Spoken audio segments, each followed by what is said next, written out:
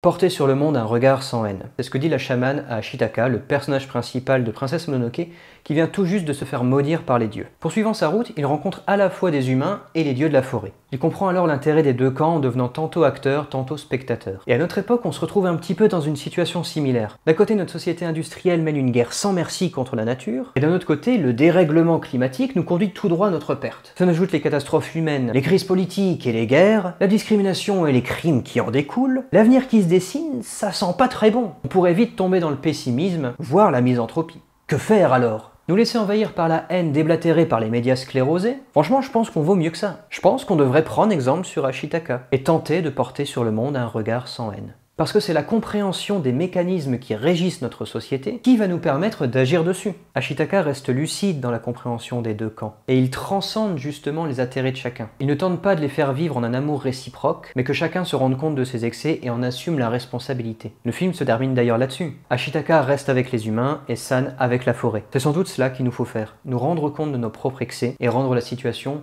moins pire. Pour plus d'analyses comme ça et des conseils quotidiens, je vous invite à vous abonner.